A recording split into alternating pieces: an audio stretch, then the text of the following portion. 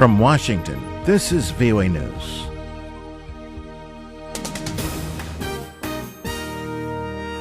I'm Tommy McNeil reporting. U.S. President Donald Trump accuses former FBI Director James Comey of ruining former National Security Advisor Michael Flynn's life while profiting financially at Flynn's expense with a newly published book about Russian meddling and more. The memos had already been seen by Special Counsel Robert Mueller and select members of Congress before the Justice Department released them to Congress on Thursday. Comey previously said he began keeping the memos early on in the Trump administration because of the tone of his meetings with the president and other administration figures. Comey wrote that during a private White House dinner in January of last year, Trump asked him for his loyalty, while also expressing concern about then National Security Advisor Michael Flynn's judgment.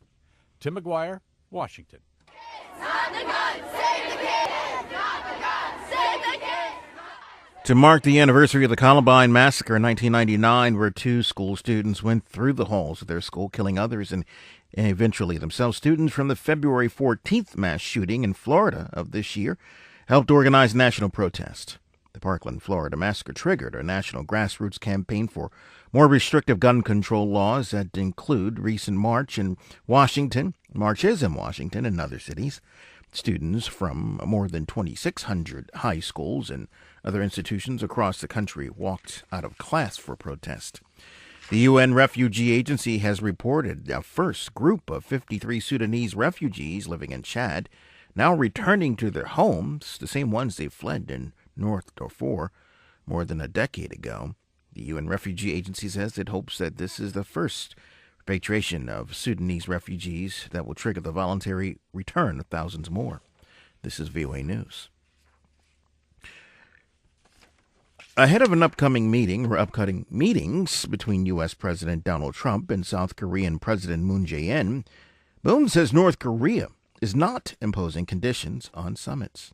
Moon met with South Korean media executives in Seoul Thursday to discuss the upcoming summit with North Korean leader Kim Jong-un. He told the executives the North Koreans have not attached any conditions to the talks that the U.S. cannot accept, including the withdrawal of American troops from South Korea. He also indicated that North Korea was open to discussing ending its nuclear program. Moon said the dialogue between the two Koreas must continue after the April 27 summit with North Korean leader Kim Jong-un and the North Korea-U.S. summit, for which no date has been set. The two Koreas opened a hotline telephone connection between their leaders Friday, a week before the summit between Kim and Moon in the demilitarized zone. Martin Seacrest, VOA News. A Reuters source says some rebels from the Damascus suburbs will be evacuated to eastern Syria as President Bashar al-Assad accelerates efforts on the remaining holdouts.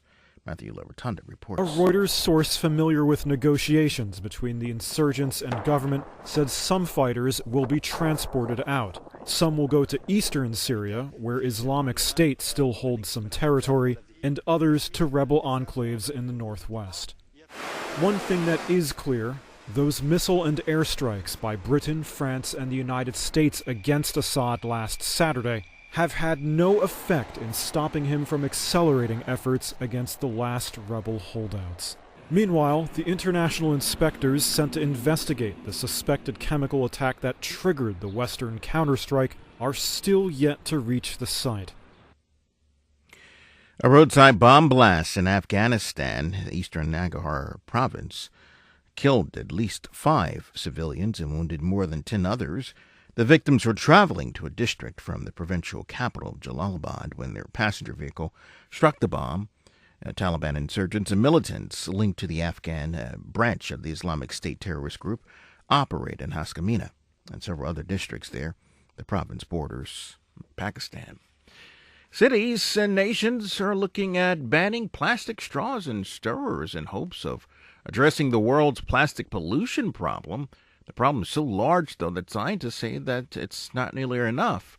Australian scientists Denise Hardesty and Chris Wilcox estimate using trash collected on U.S. coastlines during cleanups over 5 years, there are nearly 7.5 million plastic straws lying around America's shorelines alone. I'm Tommy McNeil, VOA News. That's the latest world news from VOA.